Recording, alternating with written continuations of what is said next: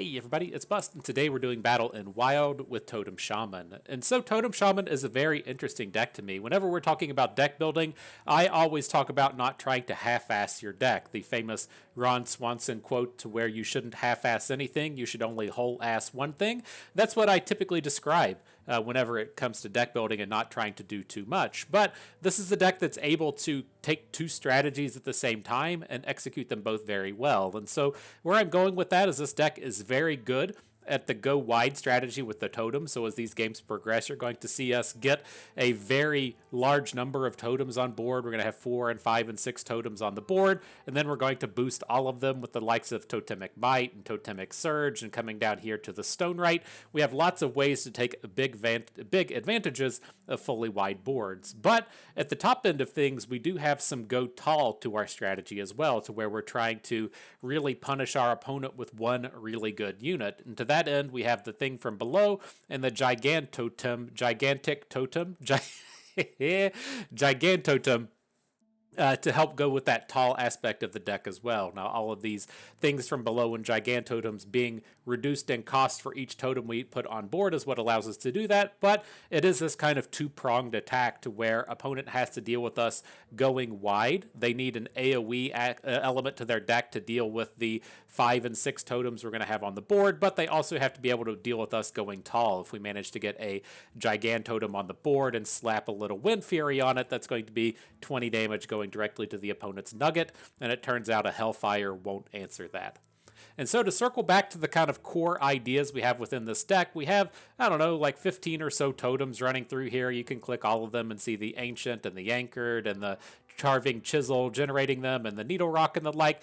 We have pretty much what I would call all of the good ones. Now, as far as saying we have all of the good ones goes, we are playing one copy of Trick Totem because I'm going to say my prayers to RN Jesus. This is not a good one, but there's no denying that this is going to be a fun one. And so the idea that we have in here is we have Genn Greymane within our deck so that our hero power only costs 1. That's going to allow us to churn out a totem every turn of the game. Those totems are not going to suck because we're playing things like Anchored Totem, which give that 1 cost card a stat boost. And then once we do get these big wide boards, we have the Totemic Might to boost the health, the Totemic Surge to boost the attack, and then the Stonewright to also boost the attack to all of those units. And so we're going to come out and try to get that fully wide board, make our opponent deal with that. If they don't have the correct tools for it, they're just going to lose. If they do have the tools to deal with it, then ideally we can close things out with either a thing for a below and the gigantic totem. And so that is it. That's the deck. That's what we're doing battle with today. Let's go ahead and jump on in, see if we can't get ourselves some good games. So I was very interested with this. I watched a modern movie classic last night in Skyscraper starring Dwayne "The Rock" Johnson, and this felt like the most appropriate deck after watching Skyscraper. I know that like in the parlance of World of Warcraft, totems like go up to a shaman's knees, right? It's not it's not a skyscraper by any stretch of the means, but I feel like these are very skyscrapery looking kind of things. It was going to be the most appropriate deck for us to bring out today. But nonetheless, as far as this hand goes, a fairly reasonable start. I don't think we want to kick off with the Carving Chisel against Mage. The way I envision this game going is we're going to hero power on turn 1. On turn 2, we're going to play Anchored Totem and hero power again, and then probably drop the Totemic Surge. And so we could probably find something a little bit more totem-centric to get going in here, because I just don't think we're going to kill any units with that weapon. All right, I don't usually believe that Mage is going to come at us with a lot of 1 health units.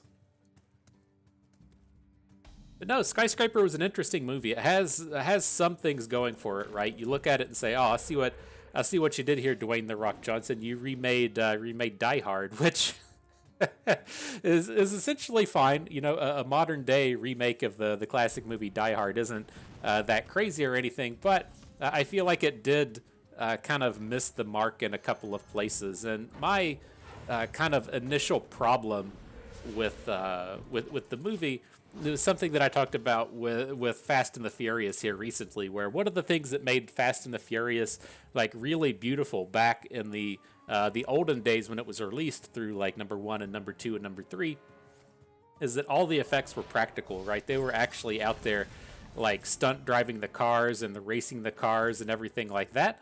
And it was, you know, just very believable in seeing it. Here, I'm just going to activate one totem. Is that even worth it? It's not worth it. Oh shit, we should have attacked. That would have been worth it. But using the surge didn't seem so. But no, and so like it's like everything you see is very believable, even though like a lot of crazy nonsense is going on. Like it's just not CGI, and you can definitely tell what's happening. And you know, kind of the downside that was happening with Skyscraper is, you know, all of the effects are very clearly. Hang on, we're out here. We're out here just casting a bunch of stuff. All the effects were very clearly CGI'd, and it was just a big letdown seeing it happen like that. There was just like nothing practical throughout the entirety of the movie. It was just all The Rock all the time, just blowing shit up and everything. And so that was one of the things that like the original Die Hard was so believable, not just in the sense that it was a you know, legitimately happening movie with what's his name doing all of the stuff. What the fuck was this? Did we not get to attack? We only deal 1 damage? I didn't see what that card actually was. Hang on. What's going on here? We only get to deal 1 damage from each source? Alright, whatever. And, you know, Bruce Willis is also not the same gigantic, massive human being that Dwayne "The Rock" Johnson is. And so from both like a lore perspective and from an effects perspective, Die Hard was just believable, right? And it's also kind of interesting being back in the time of the 80s when everybody didn't have a fucking cell phone. It's to where, you know, Bruce Willis just calls his wife and says, "Hey, yo, bitch, I'm up in the air vents. How about you send somebody for some help?" And so like that was one of the downsides to coming into the new Dwayne "The Rock" Johnson version, is you just have this 300-pound behemoth of a dude, and then every effect is all CGI'd, and it was kind of a, you know, letdown in terms of execution. One of the things I was also kind of perplexed with it, if you will, is I don't know how athletic any of you are. Like the vast majority of human beings, with how sedentary we are these days, can't do a pull-up. And, you know, if you can go do one, good on you. They're very tough to do. And then, like, the next step to that is try to do a pull-up without your thumbs, right? So typically, like, if you want to make kind of like the jacking off sign with your hand, right? That's how you do a pull-up, with your thumb underneath. That does a big factor in terms of your grip strength. If you can do pull-ups, pull your thumb to the outside and see if you can just do it with your fingers. That shit is exceptionally hard. That's just something typically rock climbers find themselves able to do. Now, if you're able to do that, imagine that you're a 300-pound man falling through the sky and trying to catch onto a ledge that's all dirty and shit. And then you're able to pull yourself up after that. Like, I'll give you once, okay? Like, one time, you can have it, Dwayne. You know, that's part of the mythos. That's part of the feat of things that you're able to pull off. But, man, like, that happened like 6 times in the movie. It's just, if you're going to go unbelievable, go super unbelievable. And I felt like they were just too close to the space of, this is supposed to be believable. We're supposed to be thinking that Dwayne "The Rock" Johnson is actually out here doing all of this nonsense. And, you know, that was one of the things that got me. Like, I'll give it to you if you're trying to, you know, be outside of the realm of belief. But physics got to come at you sometime. Come out here and get you with some of these, you know. All right, I'll actually talk about some of these games. We played some Mage. They did literally nothing the entire game when we won. We had a very interesting game against this automaton priest in our previous video. Just tried to fuck that game up every single way that we could, and we're pretty successful. Still managed to win. Now here, like, I kind of want to get the Amalgam of the Deep on board, because we really need to find a damage-based totem, but it's just not really coming together for me. And so we'll just go ahead and throw everything down. There's not a ton of reason to put down the Ancient Totem at this point. It's probably just going to get, you know, it's not going to do anything, right? We don't have any ways to boost it until turn 4. And so if opponent does have some kind of AoE, it's just going to soak it up. So we probably should have waited until next turn for this one, but we need to find like a Flametongue Totem or something to get these bros up and running.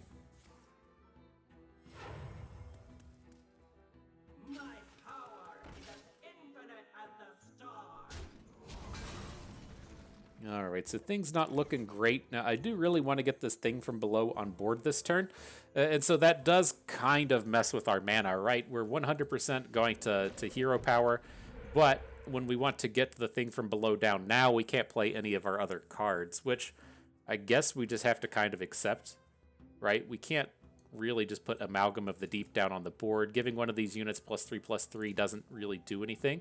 We're one short of getting a kill on these units, and so hopefully we can do this with Thing from Below.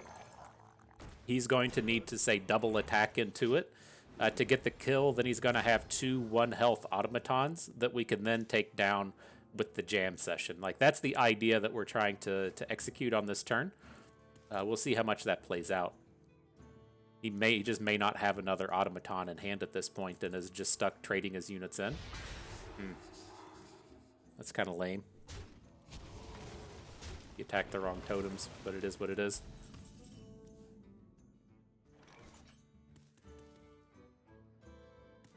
Alright, well, I don't really want to play the Stonewright or play the Flametongue Totem this turn since they're not going to get... Well, I guess this is a reasonable turn for the Flametongue Totem, right? If we want to jam session, right, we can boost the size of this unit. We can Flametongue Totem. Now we can get kills on both of his automatons and not lose anything. That sounds fair. It does open up the, I ran into this in the previous time we played this deck. I'm not entirely certain how you're supposed to look at this, right? He's playing Resurrect to get these units back, but they also play cards to where you have to have these dudes on the board to actually, make copies of them. And so feels like you just got to kill the units anyways and be kind of done with it. All right, so let's go in and get some width now. We're definitely going to take down this automaton while we can. I think we want to save the Stonewright for next turn. Get that trick totem down. Do you all y'all want to say your prayers to RN Jesus? I can get behind that.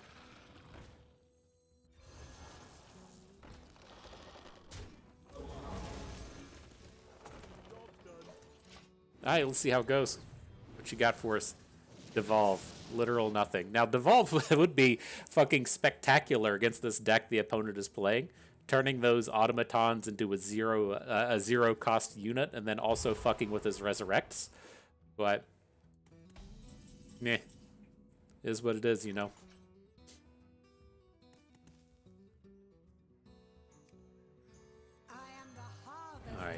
I don't know. This dude's hand doesn't appear to actually be doing anything. So we're going to lose out. Did I play these in the wrong order? I did. I wanted to keep the Needlerock Totem around because RNGing RNGing with this spell totem isn't exactly what I want to do. But it'll be okay. Hey, and that wasn't so bad. Just summoning out the ancient totem. I can approve.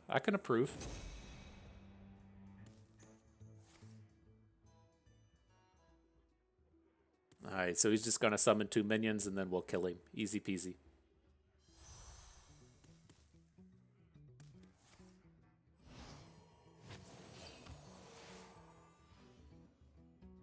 We got like 1623 on board with a Crackle in hand. Yeah. Dude needs to go and watch Skyscraper starring Dwayne "The Rock" Johnson. I think I'm spot on with that analysis, though. I think I'm spot on. It wasn't a terrible movie, once you can suspend disbelief of the Dwayne "Rock" Johnson's gymnastics abilities.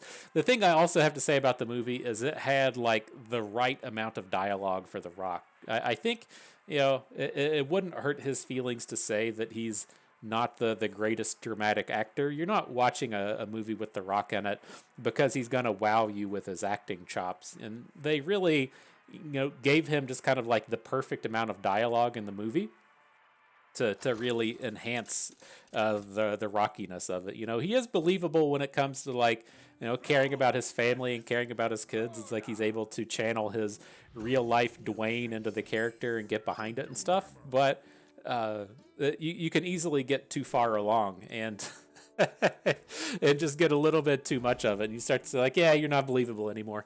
You know, you're not believable. Just cut this shit out. And so I thought they nailed it in that sense. He did a fantastic job of believing that, you know, he cared about the kids and Nev Campbell and all that stuff. But like, I have to feel like there were 10-minute chunks of the movie to where he maybe had like one line of dialogue. It's perfect. It's perfect.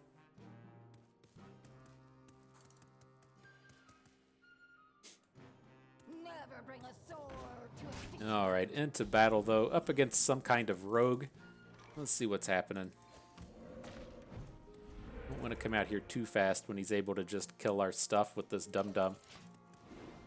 This would be the game where having the weapon would have been a little bit more promising. Oh, holy shit!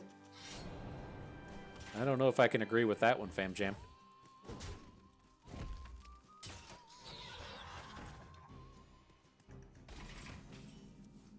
Just giving up units like that's crazy to me.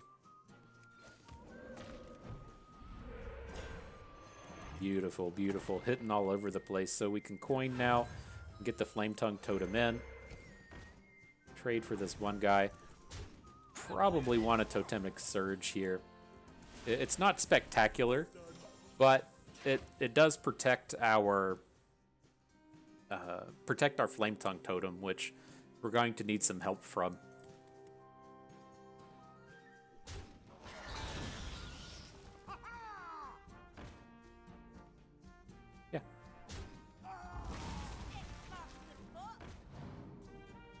Feels fairly far behind after that, right?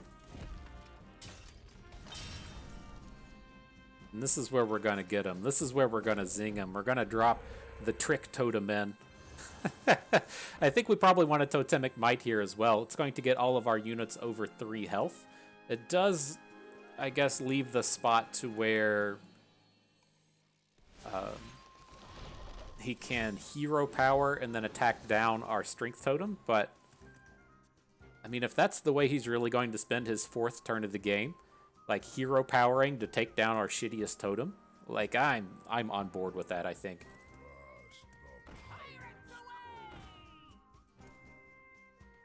Oh. That's bold, my friend. That's bold. So we'll take down units wherever we can.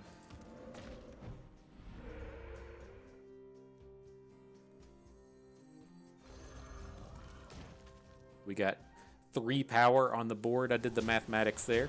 Getting his unit booster down is certainly good. I have to think this game's done. What was that? Draw 1 and gain 5 armor? Not bad. Not bad, Trick Totem. Making sure we don't die to the pirates. I appreciate that stuff. Not bad at all.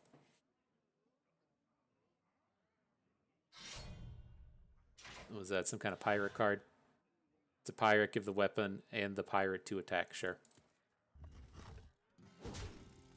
Now he says, oh fuck, I lost board, didn't I? Oh fuck. Give me that. Not what I want. Windfury? A little short of the lethal, but we can certainly try and get there next turn.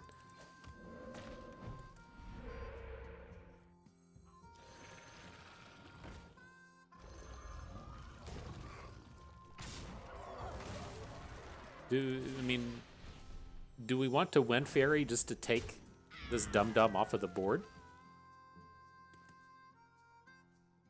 It's not as flashy, I'll give it that, but you know, it's going to be pretty tough for him to actually get a kill onto the totem at this point, right? And I mean, if he has to attack it and take a 10 damage to the nugget, that's fine as well.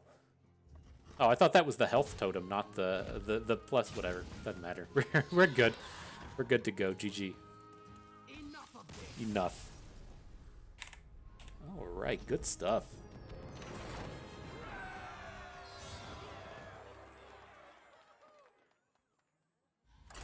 Takes me a little while to get used to the pictures. But yeah, I thought we were getting bonus health there, not bonus attack.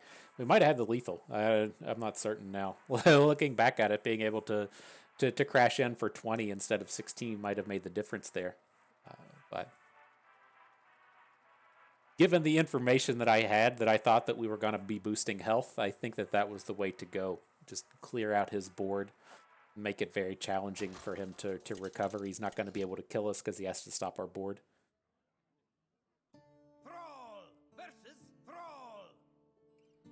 All right, up against another Shaman. Let's see what happens. We'll hang on to the Stonewright and the Totemic Might. Bonus health, right? We got our bonus health card. I don't think we want both. We need a little bit of something to do. Genn Greymane isn't it. But I'm curious if we're going to be up against a mirror match here or not.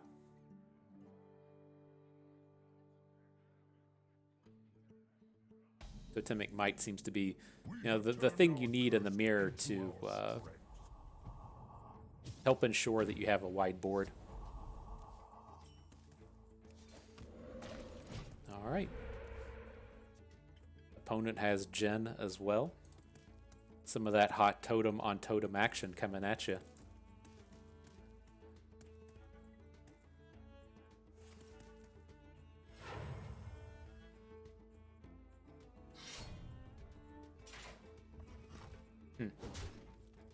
Not certain how much I agree with that, but I'm not as experienced in this matchup as we'd like to be. Guess he's just not going to hero power and play another 2 next turn.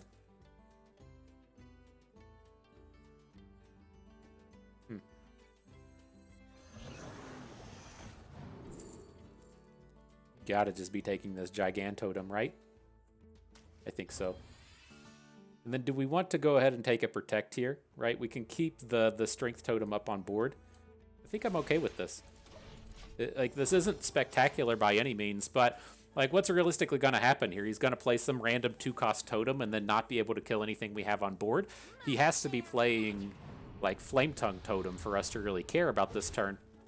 And if that's the answer, we still just get the kill on it next round. That feels like a very good space to just come in and protect our units.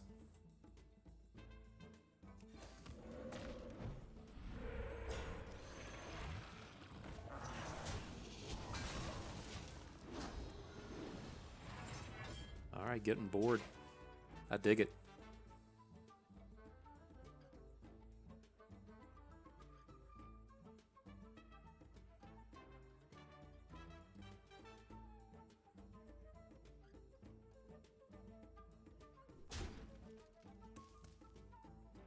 You guys putting in the work. Amalgam of the Deep says, I want to be a totem, fam jam.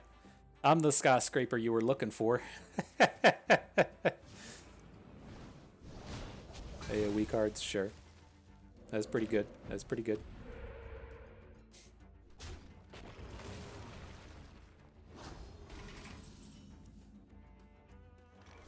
So do we have to crackle this big guy?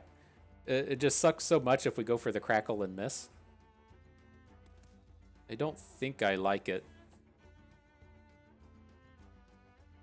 But otherwise, what are we doing? I want to keep churning out as many totems as we can, right? If we totem this turn and then totem next turn, it's going to give us the 4-cost Gigantotem, which is kind of nice, but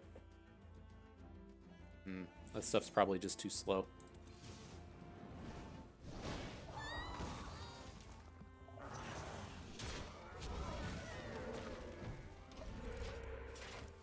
Just keep at it with our hero powers.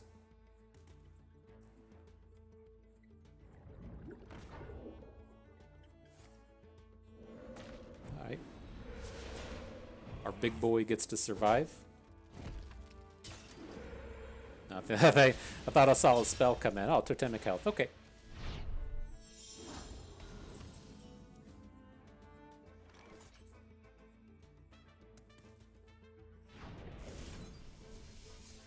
How'd we do?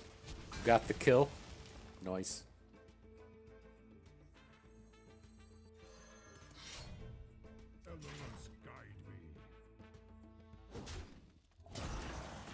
We hit Taunt Totem? No, not quite. That would have been sick if we hit Taunt Totem, but we're still in a pretty good spot here, I think. Let's see who's going to get the edge in terms of just straight up playing Devolve. Fuck you, guy. It's not a terrible hit, I guess, but running into the other totems is kind of neat. We're definitely going to have the opportunity to attack with the ancient totem this turn. Ooh, and thing from below. Timely.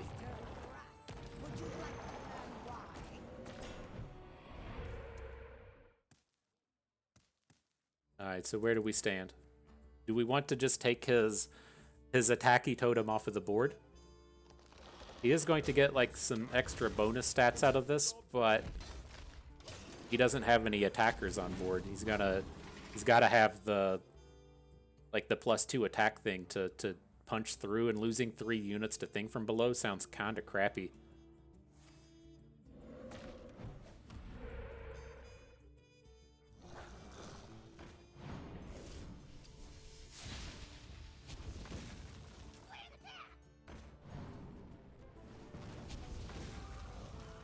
Alright, so he's got the Gigantotem, sure, but doesn't have the answer to thing from below. Okay, cool.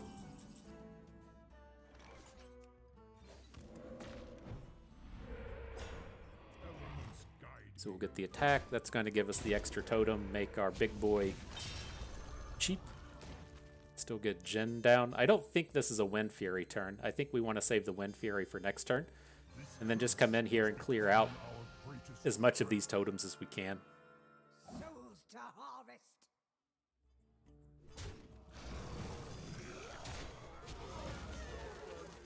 Alright.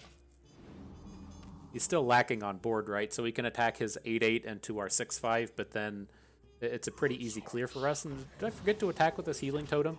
I feel like we didn't attack with it. That's the way the pros do it. So, I'm pretty certain that's the way the pros do it.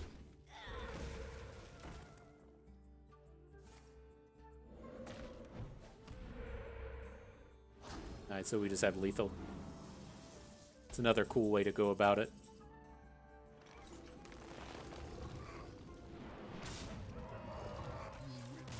Got him. GG. Maybe the Gigantotem's the Skyscraper, right? That could be accurate. Alright, final battle. Let's see how it goes. See if we get ourselves a good match. Not bad, not bad.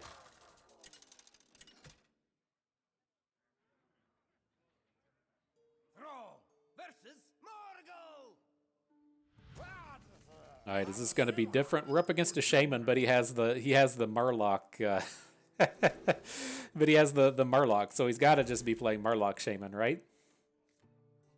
So I'm going to hang on to the Flametongue Totem, see if we can't start attacking early, then we'll cycle away and look for our other cheaper early game totems.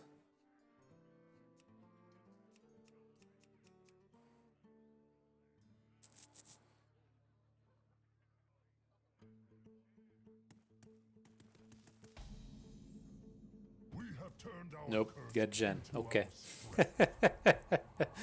Apparently it's the mirror again.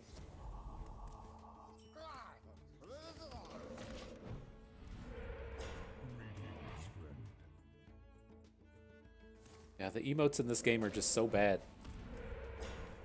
Coming from LOR, it's really it's really oh shit. I was just clicking stuff. It's made it tough to go back to these just text-based ones. I can't really show my true emotions and feelings with these shitty emotes I have access to.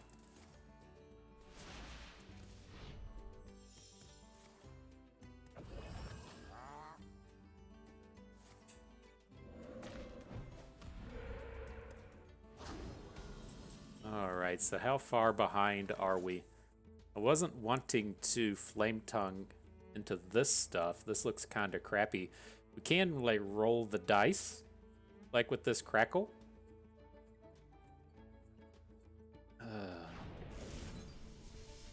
Okay. Barely.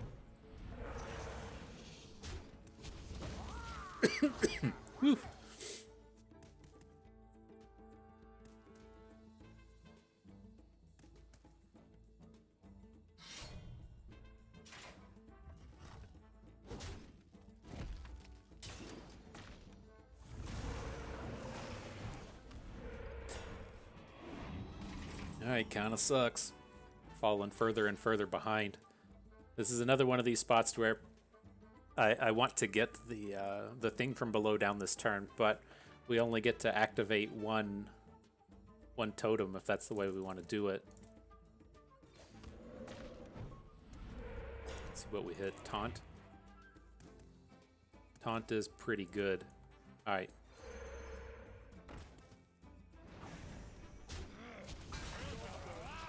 So he's going to have another card to actually come in and take down our Flametongue Totem, right? He attacks his 2/2 into our 2/2, and then he only has one stat point behind.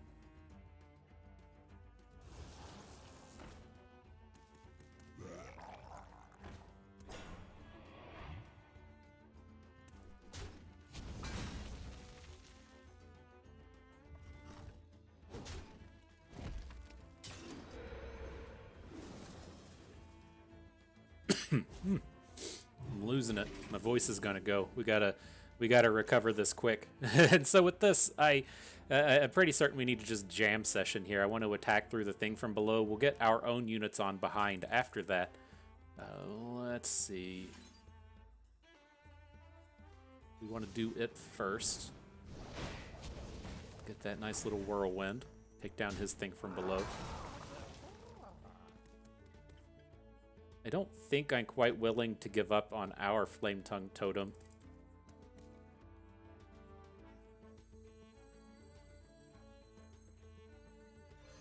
Let's see what we hit. Healing.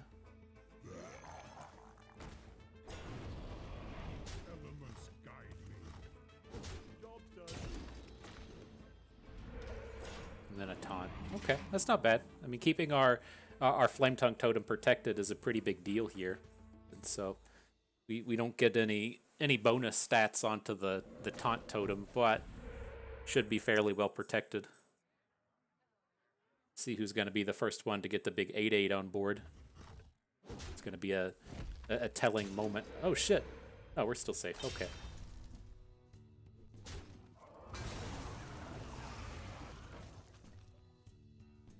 He's got his... Oh, he's got two of them. Well, our RNGesus is not going to bestow his blessing upon us. I didn't see what was in our our discover. I clicked on the taunt thing so fast. So, kind of is what it is.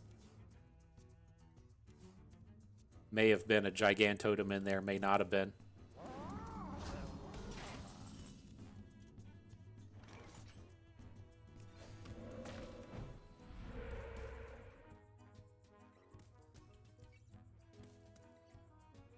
I mean, we can clear out some of this stuff.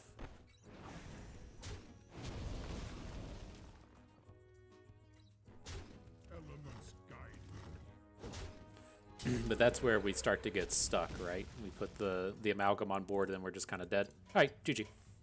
Maybe if we, I don't know. Like, I don't know if we had a better totem within our Discover. I guess I do have to come out here and just stop clicking the board so much.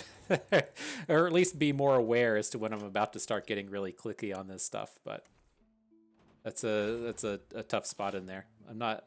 It's one of the spots where if I have, like, 15 more games of the mirror, I could tell, you know, what went right and what went wrong in that game. It's like very like low level thinking to be like, oh well, opponent drew the Titans and we didn't, and that's why they won.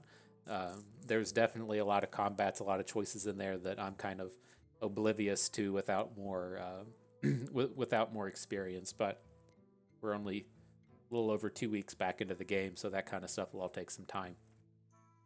But nonetheless, pretty reasonable deck. One of the concerns I had with this was just like running out of stuff to do, since you do find yourself playing Totemic Mights and Totemic Surges, but it feels like we had a good amount of things running through this. I was happy with the amount of stuff we had along the way.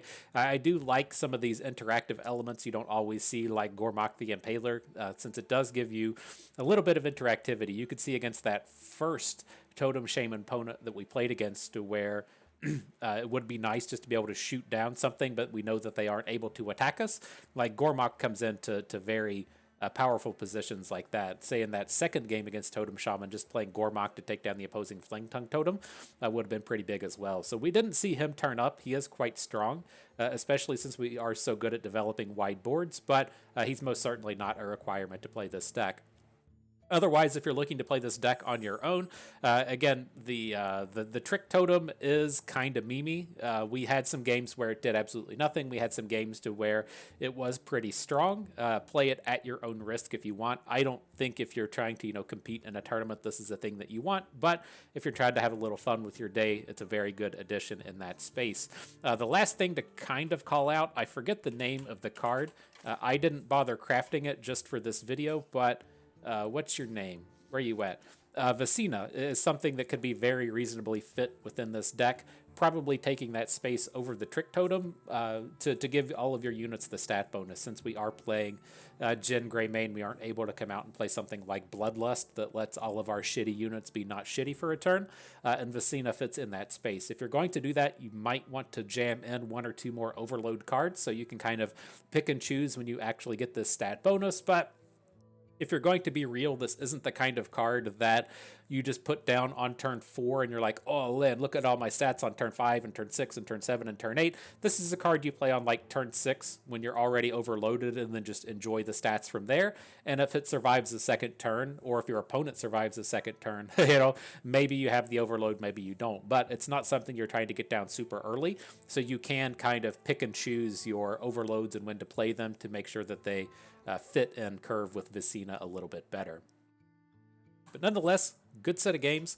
I had fun with that. I hope you did too, because that is going to do it for us today. So if everyone enjoyed the video, hope you maybe learned a thing or two along the way and had a good time watching. This is Bustin. We thank you for being here.